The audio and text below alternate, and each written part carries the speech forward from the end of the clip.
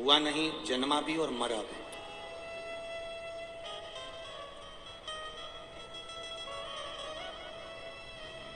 पर मृत्यु लोक में जन्म लेकर जो भगवान की भक्ति को धारण कर ले, जन्म लेकर जो भगवान के भजन में डूब जाए, जन्म लेकर जो भगवान की शरणागति ग्रहण कर ले, उसके बराबर संसार में कोई जन्म नहीं। जो भगवान की शरणागति में पड़ गया, जो भगवान की अविरल भक्ति में रम गया, फिर उसके बराबर कोई संसार का सुख नहीं, कोई सुख नहीं। कि तेरी कृपा बिना ना हिले एक भी, लेते हैं श्वास तेरी कृपा से, बखान क्या करूं मैं राखों के ढेर का, चपटी भगोत में खजाना कुबेर का। हे गंगाधार मुक्ति द्वार ओमकार भोले ओमकार आयो शरण तिहार शंभो कार कार, आयो शरण तिहार शंभो कार कार। एक वो गंगा जो भगवान के मस्तक से निकली और भागीरथ बाबा के 60,000 काकाओं का उद्धार कर कर संपूर्ण विश्व का कल्याण करे, और एक गोदावरी गंगा जो भगवान की, वो गंगा भी जटा से निकली है और ये गंगा भी जटा से निकली है, उसने भी कल्याण करा है और इसने भी कल्याण करा।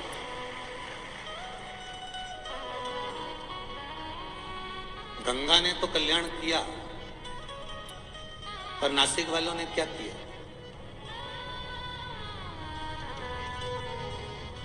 कथा सुनने आए हो ना सब लोग? जम के बोलो जरा। कुछ खड़ी खोटी कह दें तो बुरा तो नहीं लगेगा? लग जाए तो कल से मत आना, कहे बिगड़ रहेंगे नहीं। वो गंगा ने भी कल्याण करा और इस गंगा ने, गंगा गोदावरी ने भी कल्याण करा। उस गंगा के तट पर रहने वालों ने क्या करा और आपने इस गंगा के तट पर रहने वालों ने क्या करा? गंगा को कितना स्वच्छ रखा, ये जवाबदारी गंगा के घाट पर रहने वालों पर निर्भर करती है। गंगा को कितना स्वच्छ रखना है, गंगा को कितना निर्मल रखना है, इसकी जवाबदारी गंगा के तट पर रहने वालों की होती है। गंगा अपना काम करती है, जनमानस का कल्याण करती है, पापियों को उतारती है, जीवों का कल्याण करती है।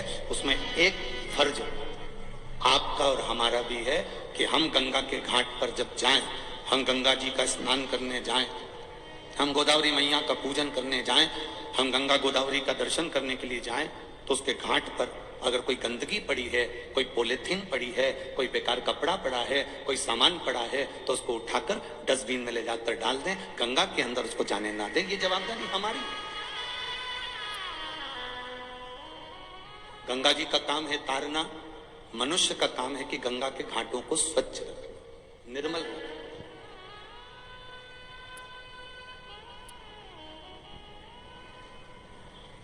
जितनी मां निर्मल होती है ना, उससे घर की बहू, बेटे, पोता पोती सब मालूम पड़ जाते हैं। अब ईमानदारी से बोलना, बहू तो बहुत जोरदार कांजीवरम की साड़ी पहने, बेटा भी एकदम अप टू डेट बनकर घूमे, जीन्स वीन्स पहन के, टोपी वोपी लगाएंगे, छल्ला वल्ला घुमा के बेटा। पोता पोती दिन भर 24 घंटा बढ़िया कपड़े पहन के स्कूटी चलाए, गाड़ी चलाए, बाइक चलाए, घूमता भी। अब कोई मिलने के लिए आए और घर में बूढ़ी माँ, घर में बुजुर्ग माँ बेकार कपड़े में पड़ी रहे, पलंग पर पड़ी है गोदड़ी, गादी, रजाई, तकिया, चादर कुछ भी अच्छे नहीं है, तो तुम सब क्या कहोगे? बताओ। बहू तो इतनी अप टू डेट रहती है, बेटा इतना अच्छा रहता है, पोता पोती इतने अच्छे रहते हैं, और माँ की क्या हालत कर रखी है।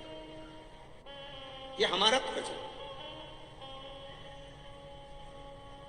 अगर गोदावरी माँ के तट पर बाबा त्र्यंबकेश्वर की कृपा से, बाबा कपालेश्वर महाराज की कृपा से मेरे काले राम जी की कृपा से अगर ये कथा छत्रपति शिवाजी और सीताराम सरकार की साक्षी में अगर हो रही है तो आपसे निवेदन इतना करेंगे, इस कथा को अपने दिल तक लेकर जाना। अगर दिल तक लेकर जाओगे तो परमात्मा भी दिल से देने में कमी नहीं करेगा। हम थोड़ा संवारें अपने आप को, हम थोड़ा संवारें परमात्मा की इस अविरल धारा को जो गंगा के रूप में हमको मिली है। 24,000 श्लोक की ये शिव महापुराण की कथा, ये भी गंगा का कार्य करती है। और मैं आविष्कार जी भूसे जी को धन्यवाद देना चाहूंगा कि इस गंगा को उस गंगा से मिलाने का जो कार्य किया है उसके लिए आपको साधुवाद है, धन्यवाद है। एक शिव महापुराण रूपी गंगा को गोदावरी गंगा से मिलाने का जो प्रयास है वो जीवन का एक आनंदमय प्रयास है, एक सुख देने का प्रयास है। महाराज, नदी में नाव का, शरीर में पाव का और पूजन और कथा में भाव का बड़ा महत्व होता है। जो इसको समझ गया उसकी जिंदगी सार्थक हो गई। नदी में जो नाव है वो भी मंजिल तक पहुंचाने वाली है, शरीर में जो पांव है ये भी मंजिल तक पहुंचाने वाले हैं, और हृदय में जो कथा के प्रति या भगवान के प्रति, पूजन के प्रति जो भाव है ये भी मंजिल तक पहुंचाने वाली है। इन तीनों का काम एक जैसा है। नाव भी आपको मंजिल तक लेकर जा रही है। वो नाव हमको सिखाती है, एक लोहे का टुकड़ा पानी में पटकोगे वो डूब जाएगा, एक लोहे की कील पानी में पटकोगे वो डूब जाएगी। पर वो लोहे की कील जब लकड़ी में ठोक दी जाती है, वो लोहे की कील जब लकड़ी में ठोकी जाती है और लकड़ी में ठोकने के बाद वो लोहे की कील भी नाव बनकर उस लकड़ी के साथ मंजिल तक पहुंच जाती है। यह हमारा शास्त्र कहता है, लोहे की कील को वैसे ही पानी में छोड़ोगे तो डूबेगी, लोहे के कीले को पानी में छोड़ोगे तो वो डूब जाएगा। पर वो लोहे का कीला अगर लकड़ी में ठोक दिया जाए तो वो बहता बहता मंजिल तक पार उतर जाएगा। उसी तरह हम भी एक लोहे की कील की तरह हैं। अगर शिव महापुराण की इस लकड़ी में, शिव महापुराण की चंदन की संविधा में अगर हम अच्छे से ठुक गए, अपने मन को अच्छे से लगा लिया, तो समझ लेना कि हम भी मंजिल तक पहुंच गए, पार उतर गए। अब कोई कहे गुरुजी आप हमको लोहे की कील कर रहे हो, कोई कहे गुरुजी आप हमें लोहे का कीला कर रहे हो। मनुष्य लोहे की कील की तरह होता है। जैसे कीले पर जंग पड़ जाती है, उस जंग को निकालने के लिए उस पर थोड़ा सा कुछ ना कुछ लगाना पड़ता है। उसी तरह मनुष्य की जिंदगी में भी जंग पड़ती है, अहंकार की, काम की, लोभ की, आसक्ति की, वासना की, तृष्णा की। ये जंग हमारे शरीर पर चढ़ती जाती है, हमारे मन पर चढ़ती जाती है, हमारी इच्छाओं पर चढ़ती जाती है। जब हम इसमें भगवान की अविरल भक्ति का थोड़ा सा पेंट लगा देते हैं, भगवान की भक्ति का थोड़ा सा भजन का बल लगा देते हैं, तो हमारे शरीर पर जो ये अहंकार की जंग है, वासना की जंग है, तृष्णा की जंग है, काम आसक्ति की जो जंग है वो निकल जाती है। नदी में नाव का, शरीर में, जम के बोलो, पांव का। ये अगर शरीर में पांव नहीं हो ना तो फिर मंजिल तक पहुंचना बड़ा कठिन, बहुत कठिन। नदी में नाव मंजिल तक पहुंचा रही है, शरीर में पांव मंजिल तक पहुंचा रहे हैं। और हमारे कथा में जो हम आए हैं, इतनी इतनी दूर दूर से आप लोग यहाँ पहुंचे हैं, बड़ी दूर से चलकर, आराम से गाड़ी से पैसा लगाकर 100 रुपए, 200 रुपए, 50 रुपए ऑटो वाले को देकर, गाड़ी में डीजल वीजल डलवाकर तुम यहाँ पहुंचे हो, तो इसमें तुम्हारा जरूर भाव होगा। और फिर कहते हैं नदी में नाव पार लगाने वाली होती है, शरीर में पांव मंजिल तक पहुंचाने वाला होता है। और तुम्हारे हृदय में जो भाव है तुम्हें परमात्मा से जरूर मिलाएगा और तुम्हारा कार्य सफल करेगा, ये निश्चित है। तुम्हारा भाव नहीं होता तो तुम यहाँ पहुंचते। आप में से कितने लोग बैठे हैं जिनको मार ठोक के बिठाया हो? बैठे रहना, कथा में चलो, जाना पड़ेगा, कथा सुनना पड़ेगी। किसी ने कहा तुमसे ए भाऊ बोलो? तो बोला किसी ने? आई बोला? इधर किसी से बोला कि नहीं कथा में चलना पड़ेगा, कथा सुनना पड़ेगी, बस भरकर चलो, गाड़ी भरकर चलो, ट्रैक्टर भरकर चलो, आइसर भरकर चलो, ट्राली भरकर चलो। हाँ, अगर कोई राजनीतिक कोई सभा होती तो तुम्हें बस में भरकर लाना पड़ता, पर उसमें लाना पड़ता, इसमें तुम्हारे भाव इतने प्रबल हो गए थे भगवान शंकर के प्रति कि तुम सब दौड़ दौड़ कर स्वयं भाव से। केवल एक देवाधिदेव महादेव कैसे हैं जो ना तुम्हारा कपड़ा देखते हैं, ना तुम्हारा आभूषण देखते हैं, ना तुम्हारा श्रृंगार देखते हैं, ना तुम्हारा शरीर देखते हैं। केवल एक देवाधिदेव महादेव ऐसे हैं जो तुम्हारे हृदय का भाव देखते हैं कि यहाँ जो आया है वो मेरे लिए आया कि नहीं आया। शंकर जी के मंदिर में एक लोटा जल चढ़ाया तो भाव से चढ़ाया कि नहीं चढ़ाया, दिखावे से तो नहीं चढ़ा रहा, मेरा भजन दिखावे से तो नहीं कर रहा, वो केवल भाव देखता, वो केवल निर्मल स्वभाव देखता। और बाबा मैं तेरी शंभो मैं तेरी भजन हवा विच उड़ती जागी बाबा डोर छड़ी नाम कटी जावागी बाबा मैं तेरी भजन। शिव को ना तुम्हारे वस्त्र से मतलब है, शिव को ना तुम्हारे श्रृंगार से मतलब है, शिव को ना तुम्हारे आभूषण से मतलब है, शिव को ना तुम्हारी जमीन से मतलब है, शिव को ना तुम्हारे आभूषणों से मतलब है, ना तुम्हारी जायदाद से मतलब है। तुम कौन सी भाषा बोल रहे हो? शंकर को तुम्हारी भाषा से भी कोई मतलब नहीं है, ना तुम्हारे वस्त्र से ना तुम्हारी भाषा से। शंकर कभी तुम्हारी भाषा और वस्त्र से प्रकट नहीं होता। शंकर केवल तुम्हारे भाव से, तुम्हारे सच्चे हृदय से शिव प्रकट होना जानते हैं। केवल तुम्हारा निर्मल मन सो मोहि बाबा। आपका भाव कैसा?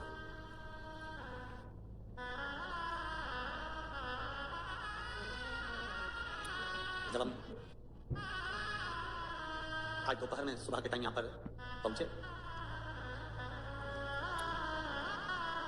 जब यहां पहुंचे तो एयरपोर्ट पर जो हमको गाड़ी में बिठाकर एयरपोर्ट तक लेकर आए, फ्लाइट से वहां तक,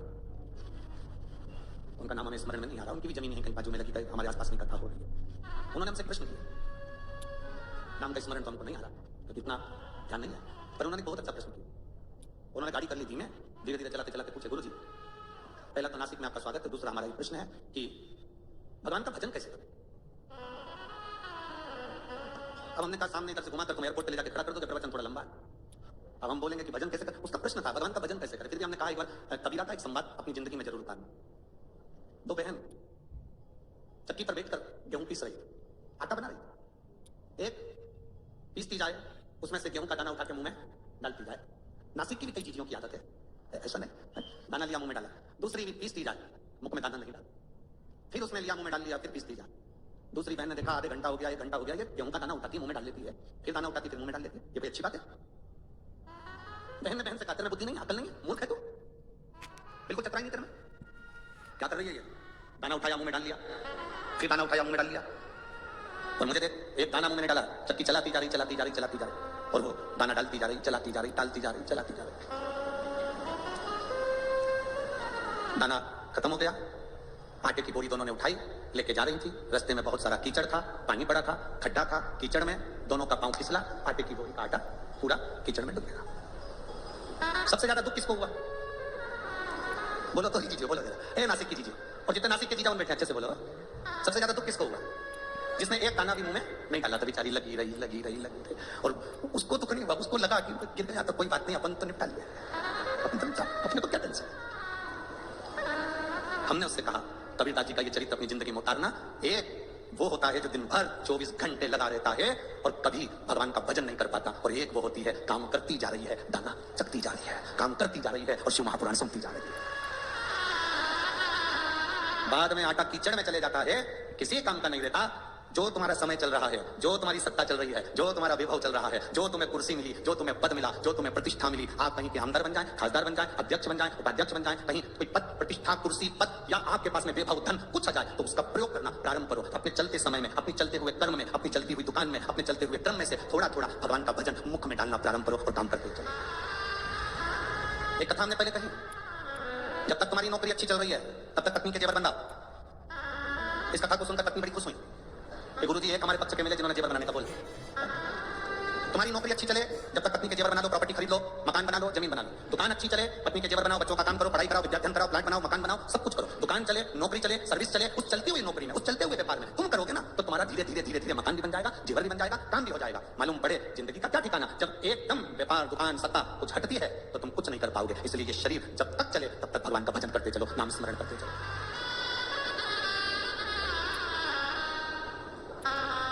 आप लोगों ने सुना होगा, पहले कथा में कहा था, जब तक शरीर चले और तुम्हारे घर में चले, दो चीजें हैं। पहला, बोलो बोलो जम के बोलो जरा, जब तक, इतनी धीमे बोलते हैं नासिक वाले, जब तक शरीर चले और जब तक तुम्हारे घर में चले। जब तक शरीर चले तब तक शिव महापुराण की कथा में जाओ, जब तक शरीर चले त्र्यंबकेश्वर दर्शन करने जाओ, जब तक शरीर चले गोदावरी नहाने के लिए जाओ, जब तक शरीर चले सप्तशृंगी माता का दर्शन करने जाओ, जब तक शरीर चले काले राम जी का दर्शन करने जाओ, जब तक शरीर चले तब तक सारे तीर्थ करो, कथा सुनो। शरीर चलना बंद हो जाएगा, तुम अपने बच्चों से कहोगी मुझे कथा में छोड़िया, पहला शब्द बच्चों का होगा। इतने ट्रैफिक में, इतनी भीड़ में हमारे बस की बात नहीं, हम नहीं लेके जाएंगे, कथा टीवी पे सुन लेंगे। फिर तुम कहोगी रे अपने नासिक में हो रही है, नासिक के बाजू में हो रही है, चल शिव महापुराण की कथा, इधर नासिक, इधर त्र्यंबकेश्वर, बीच में महादेव की कथा। तू हमको लेकर चल। अरे इतनी भीड़ में क्या करोगे? शरीर चले तब तक कथा सुनो, शरीर चले तब तक तीर्थ करो, और तुम्हारे घर में चले तब तक इन दोनों हाथों से गौ माता को रोटी भी दो, संत ब्राह्मण की सेवा भी करो, और बहन बेटी का भी दान पुण्य करते रहो, और अपने हाथों से पुण्य कमाते रहो। अपने हाथों से पुण्य कमाओ। क्या मिलेगा? लोग हमसे पूछते हैं, महाराज जी आप कहते हो कि शिव महापुराण की कथा में शंकर के भक्त आते हैं, एक पानी का पाउच, एक बोतल पानी अगर कोई पिलाता भी है तो वो अपनी डायरी में लिख कर रखता है कि मैंने 10 रुपए का पानी पिलाया था, 1.5 महीना इंतजार करता है कि वो 10 रुपए का हजारों गुना हुआ कि नहीं हुआ 1.5 महीने में। ये शिव महापुराण की कथा कोई साधारण कथा नहीं है, ये नासिक में दूसरा कुंभ भराया है, जिसका आनंद लेने के लिए बाबा ने आपको बुलाया। ये दूसरा कुंभ है। वो आविष्कार की कथा ली है, तो कथा नासिक में तो कथा होगी ना गुरुजी, उसमें क्या है कि नासिक में तो धर्म के आयोजन होते रहते हैं, गोदावरी के तट पर तो कथा सत्संग वगैरह, क्योंकि पंचवटी है, भगवान के भजन होते रहते हैं। तो हम जो टेंट लगाएंगे ना, तो हमको ऐसा लगता है कि वहाँ थोड़ा कथा में लोग हो सकता है कम जुड़े। हम उनसे कहेंगे आविष्कार जी से जरा अंदाजा लगा कर देखिए, जहां तक टेंट तुम्हें दिख रहा हो और टेंट के बाहर जितने दिख रहे हो, मेरा कैमरे वालों से भी निवेदन है उनको जरूर कैच करना। लाखों में भक्त पहले दिन पहुंचे, लाखों में। बोल बम का नारा है, इतना धीमे बोले तो कल्याण तुम्हारा। शिव तत्व की प्राप्ति, आप जितना भजन करोगे अपने मुख से अपने स्मरण करो। किसी को कुछ नहीं दे सकते, मत दो। 1 रुपए का दान नहीं कर सकते, बिल्कुल मत करो। अठन्नी किसी को नहीं दे सकते, मत दो, पर अपने ऊपर खर्च करो। इस शरीर से कहीं नहीं जा सकते, मत जाओ, घर में बैठो, पर मुख से राम नाम, कृष्ण नाम, शिव नाम, ओम नमः शिवाय, श्री शिवाय नमस्तुभ्यम, राम नाम कृष्ण नाम जपते रहो। जब तक ये शरीर है, जब तक ये श्वासें चल रही है, 21,600 श्वास प्रतिदिन निकल रही शरीर से, उसमें आप भजन करते जाओ, स्मरण करते जाओ। जितना भजन कर सकते हो उतना करो। अरे मिलती है राम नाम की दौलत कभी कभी, होती है अपने नासिक में शिव पुराण कभी कभी। बड़ी मुश्किल से मिली है, बड़ी मुश्किल से। एक माता ने तो लिखा है पत्र में, कहा दिला सकती है। कहीं बैठी हो, सो ममता संतोष तनवाल नासिक से हैं, मोबाइल नंबर ये है, कर्म योगी नगर सिटी सेंटर माल के पास। सही बोला?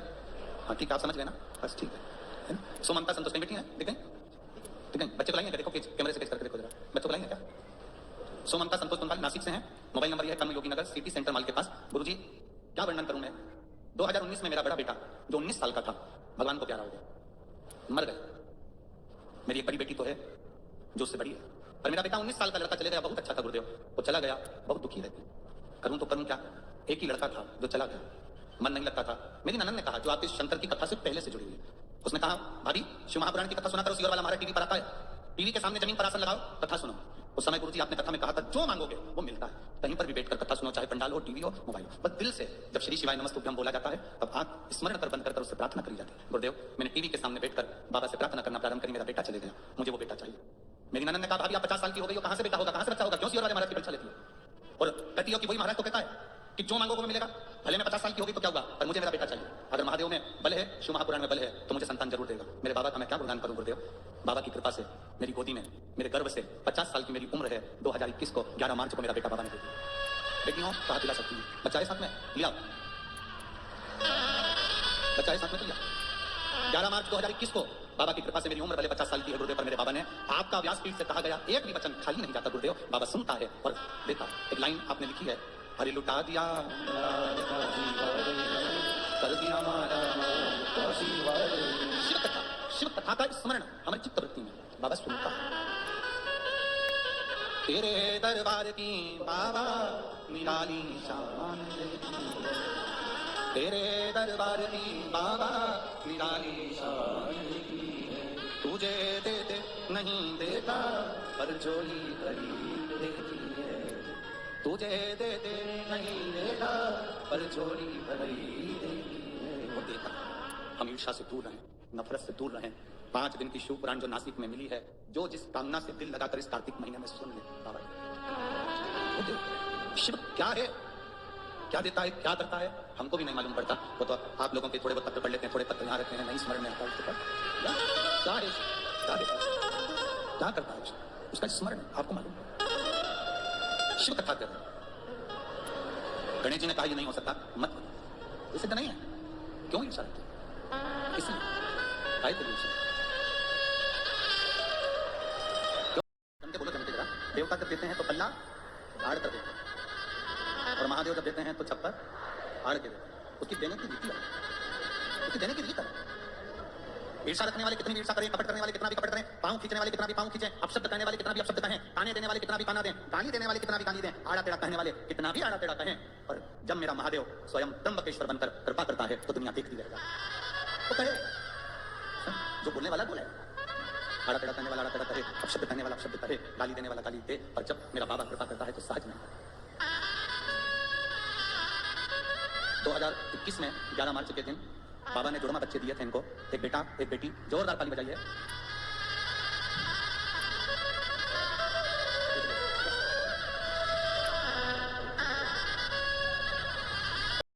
50 वर्ष की आयु में जो भगवान ने दिया, एक नहीं, बाबा ने 56 हार कर दिया। जोरदार ताली बजाइए।